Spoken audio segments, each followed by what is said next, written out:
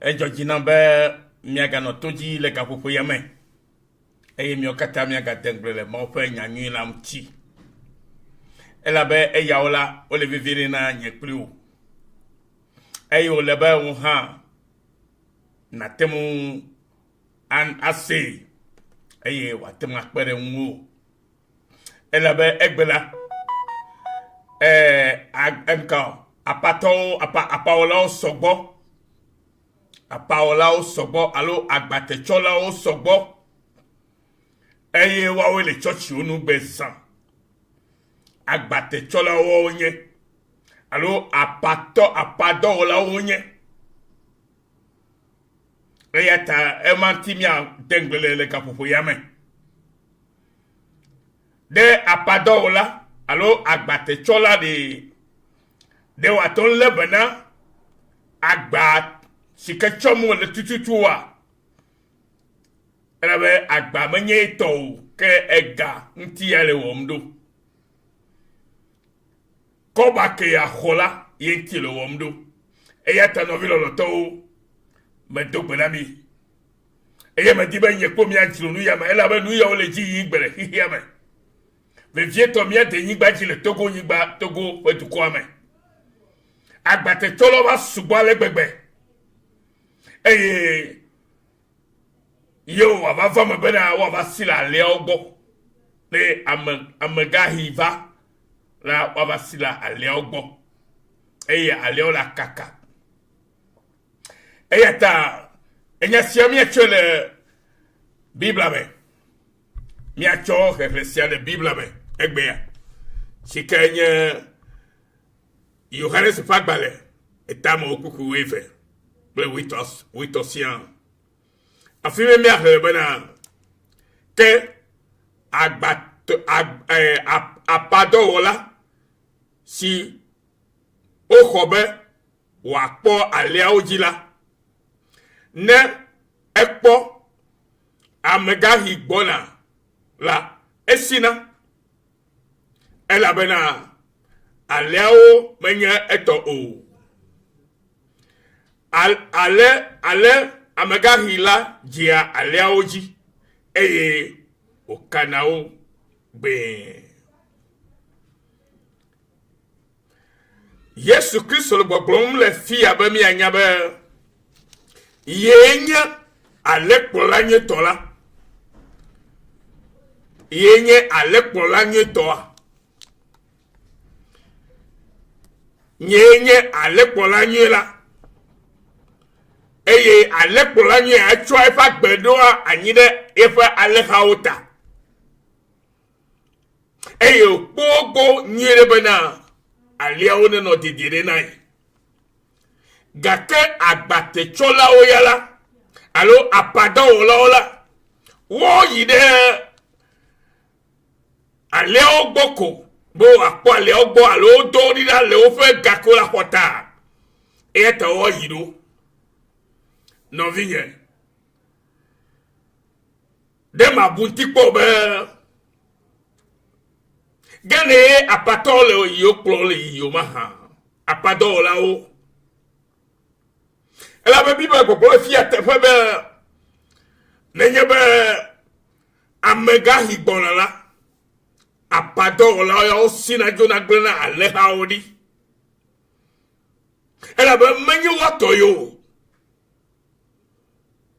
vo afeto Yesu Kristo ya ele gbogbo mi bena yenye ale plolanye kenya e pale hao le abenao pa ota no vigne beta sisi kama chocho no ga fofo ya mekonye bena gamesu bena tro gamesu azon mi trova mi ape luvo fe afetola fe ple plola ple ejipola lagbo gamesu azombe amesieme ve vito amesu lo ko yo gbebe onye Kristo tola gamesu na obana one trova alekplola nyi agbo kenye Yesu de kako Amen. Et ya le vivre ne yeklu. Et ta nya sere ko me chono de zayame. Alo ka po bena na nya bena ale pro la nyo de ka ko ili. E ya ko ili abena le hawo ye nya poto Yesu Kristo. Ke amokotola agbate chola oye. E o mele nya te pe gana mi o. O la flumi. O la chakami. De o pe vide de pokota. E ya ta Kristo e chofa agbe. Chodo ayide ye pluta. Kristo e chofa agbe. Chodo ayide ye pluta. Abele ke Petro fagba le gbato etave. Petro fagba le gbato tave. Tave kukui blavo vo ni ayide blavo ato amele gbogbo mi bela. Ke eyanto cho miape nouveau de efe nti lame le ati nti alebe miakuna nouveau eye miano agbena jojo nyenye to efe abi si o khome mi po doyoyo elabena mi no abe ale si o tramo la ene ke azola mi tro bo va ale pro la ple mi ape le po o jipo la bo no vilo lo to gama sube ame sevene do jichanyi de na trova yepe lupo jipo la ple pro la bo yenye apeto Yesu Kristo mi me ka chomi apeto chiome achowo miape alekpo alo alekpo mo kebo mi anya be alekpo la nyore le miasi eye bana mi acho miape jiblibo pe miape lubo blibo pe ba manye blibo akeyama be ya ta wodo ne kpo miape lubo bonami le Yesu Kristo wen come alebe ne wesi ala no vinya egbenye wo hohogbe egbenye dedegbe nawo bena alekpo la nyo de kakeli enye Yesu Kristo menye pro la o ko le pro nu yo oyo ya bena hallelujah agbate chola o oyo bena apado la o no pobe amagahi banala wa sijo wa bre ale haudi kake ale pro la nyo to kenye Yesu Kristo wa eya ekpo ipalota ejo awun ebli awota zakpekeli ale pro la nyuma ye pe gbe pa de malala bena to de un egbe la biba go bena ke eya un to cho mia pe nouveau de e pe ntilame e cho pe nouveau mia pe nouveau de pe ntilame ke da ti so kaunti e ku de mia pe nouveau ta bena asola alléluia mia ha mia bu mia de ko abe a monsieur kuna nouveau ne ke o maka o nouveau e mi anu agbe na jojo nyi dede agbero no le jojo nyi mala yo ya ma be Kristo to hallelujah ela be tefe o buka bio makeye onabe la masa su aussi esumiasi le Yesu pen come ela bena mino acha abe alesio tra omo e bi menya physique mi ato kake esike mi apale pour la dia mi to la no vinye mi tro de un ebo